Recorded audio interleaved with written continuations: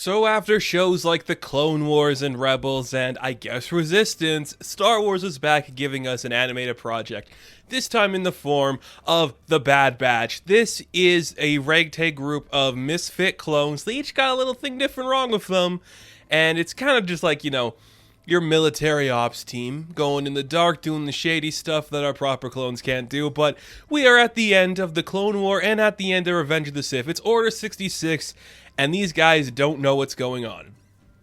So, an animated project about a group of clones who don't fit in with the regular clones, dealing with the aftermath of Order 66 and the deconstruction of the Clone Army and Kamino. We're getting that in an animated project. It's really good.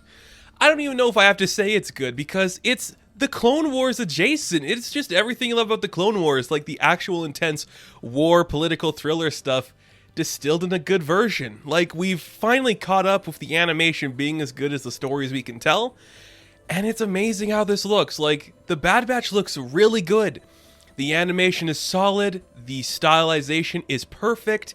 It's the characters and the world you love in the form that you remember from the Clone Wars, but it looks this looks better than Clone Wars. I'm gonna say it. The show really impressed me in ways I wasn't expecting. I was like, okay, yeah, it's gonna be kind of like Rebels, where we're gonna focus on these intense stories, have some fun, colorful characters, and we do have colorful characters, but more often than not, we're actually seeing like, oh, they're dealing with some serious ramifications of what the Revenge of the Sith gave us. Like, the clone army is being dysfunctional. Like, they're breaking it down. We are moving in the new era. We're literally seeing how the Empire rises into power in this. We're not seeing like the Darth Vaders or the Palpatines, but it's like, hey, here's the day-to-day workers literally building up an army to become this intense force throughout the galaxy.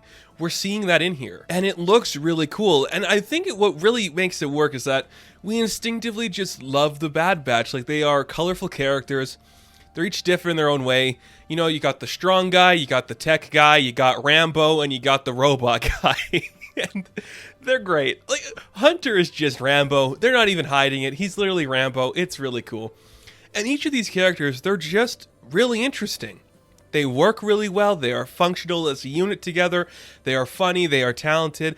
I think just in terms of, like, voice acting, The Bad Batch is like a really good role for D. Bradley Baker. It's because you're probably getting a pretty good pay for voicing like 5 of the leads.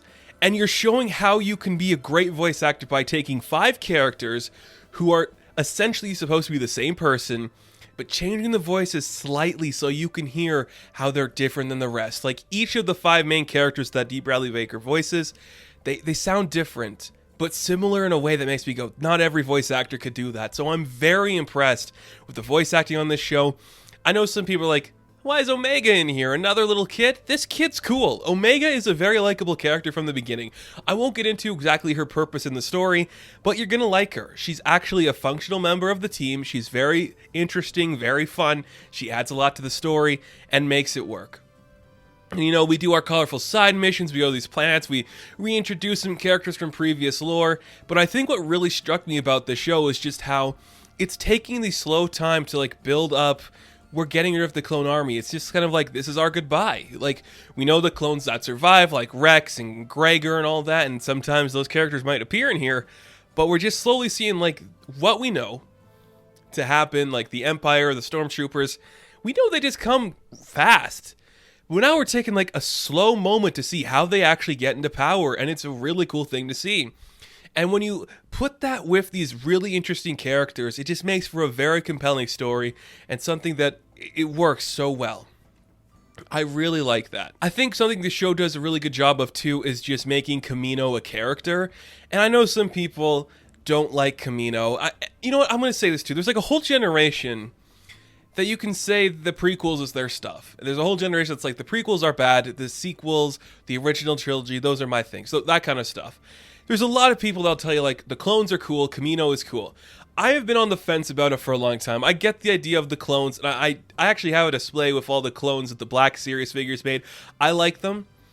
I'm just not the biggest fan, but I think what this really did in particular, more so than the Clone Wars for me, because I like the Clone Wars, but I don't love it, this show really just said, Kamino is this place of power, and we're going to deconstruct what that power represents.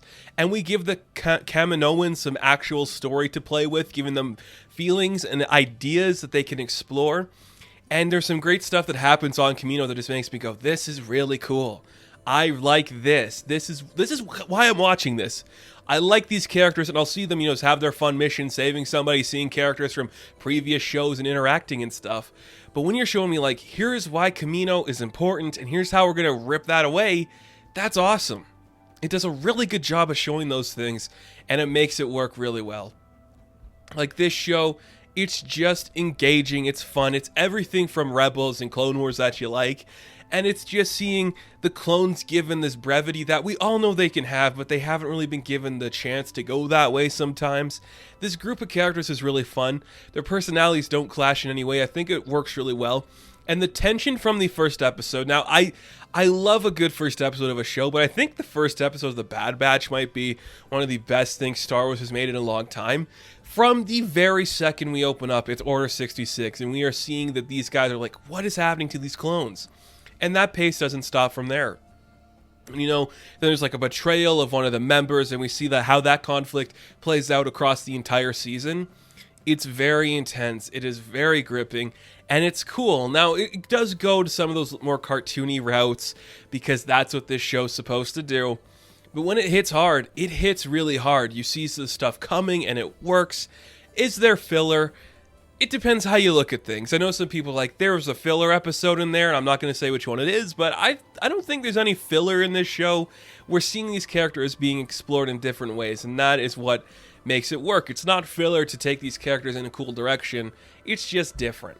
The show works on a lot of levels, and I think The Bad Batch holds itself above some of these stuff we've seen, because the animation can catch up with the stories we've been telling. It looks clear, it looks fun, and it's very engaging. It's 16 episodes long. The first episode is about 70 minutes. It's a solid show. If you like classic Star Wars, you're going to like it. If you like new Star Wars, you're going to like it. It's got characters from both generations in there and makes it something very compelling and very different. The Bad Batch is a really fun show, and I recommend checking it out. If you've been on the fence about it, it's good.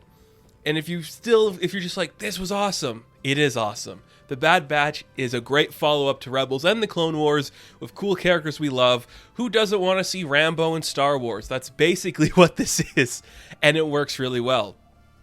So, Season 1 of The Bad Batch, I am going to give an 8 out of 10.